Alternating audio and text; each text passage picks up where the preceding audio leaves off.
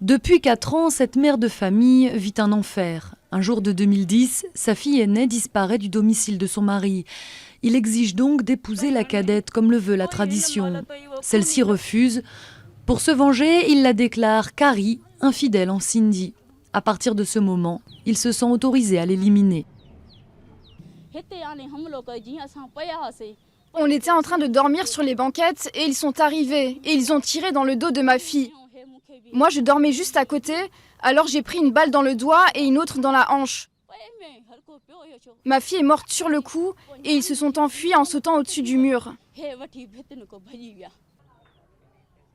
Impuni, car plus puissant, le meurtrier coule des jours tranquilles à Karachi, malgré une enquête en cours. Le Karo-Kari, c'est le nom local du crime d'honneur, une plaie de cette province du Sindh pakistanais.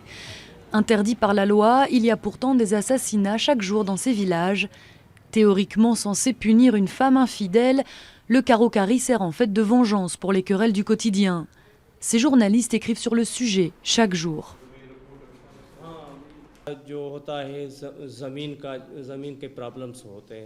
C'est surtout une vengeance pour des histoires de terrain.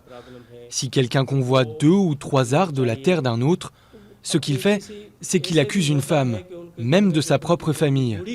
Il l'accuse de salir son honneur et ensuite, il peut récupérer sa part ou la tuer. Un moyen violent mais efficace pour s'accaparer des terres ou de l'argent. Car si le Karo-Kari est considéré comme un meurtre par la loi pakistanaise et donc puni de prison à vie, il suffit d'un arrangement pour que la plainte soit retirée et que l'enquête s'arrête. Un casse-tête pour la police qui trouve facilement le coupable, mais ne peut rien faire.